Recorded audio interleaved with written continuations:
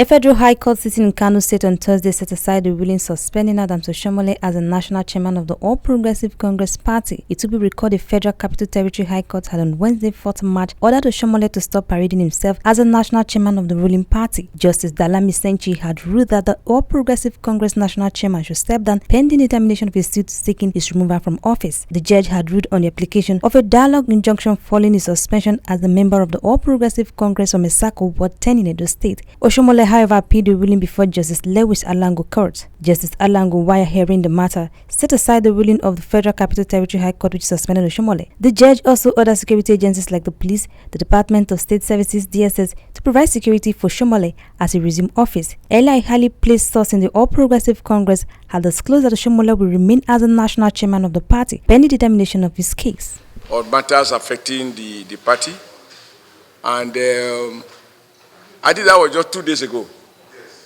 And just yesterday morning, suddenly I saw in the news that an FCT High Court has restrained me from or suspended me as national chairman. And the person who went to court includes one of my vice chairmen, Northeast, one Mr. Mustafa, and 4 others. I was taken aback because in that state suite, they joined the police, the APC, and the DSS. Our lawyers told me that it is straight law that when you sue a federal agency, FCT High Court has no jurisdiction to entertain it. Number 2, the purported suspension of my person by my ward. First, it's not even true, and I'm going to give you a document to that effect so you can form your opinion after reading it. Number 3, I am not an officer of my ward. I am the national chairman of a national party elected at a national convention by over 7,000 delegates. So how could 9 persons sit down somewhere and purport that they have removed a national chairman? And the court, contrary to all logic, all judicial precedent, find comfort in granting an interim interlocutory order to stop me from functioning pending when the matter is determined. In other words, he has given the order without the facts being laid before him. And in the process, adjourned the case to 7th of April. The calculations are clear that between now and April 7, my opponents in the system would have had ample time to do all the mischievous plans they have in place to destabilize the APC, because some of them have membership of more than one political party. But happily this afternoon, a federal high court that I believe has jurisdiction on federal issues, because the DSS, the police, is not a state institution, it's a federal institution. A federal high court gave an appropriate order to restrain the so-called suspension that was allegedly imposed on me by my ward in Edo State. I thought that I have a duty to brief Mr. President as the overall leader of our party about this development.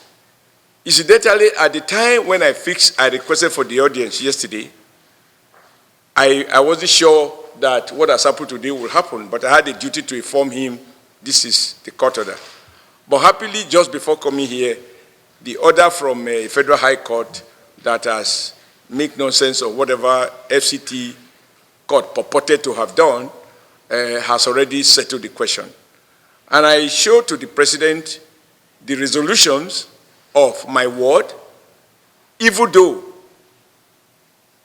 a ward executive, even if they serve, they all sign in whole, don't have power to remove a national chairman, but just to say that the document that we have says clearly that my ward passed vote of confidence on me.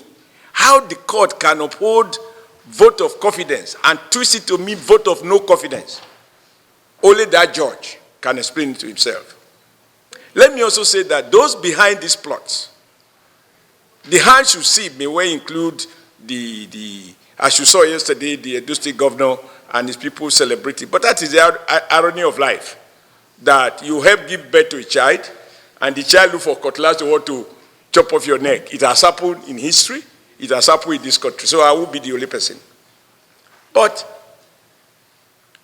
there are also other forces who see me, for whatever reason, as a threat to them. And those leading this anti-Oshiomhole campaign, some of them, I emphasize, cannot even boast of a councillor in their state, even as they lay claim to leadership position in our party. I'm proud to say, I have done my best, not only when I was governor, I have done my best as chairman of this party.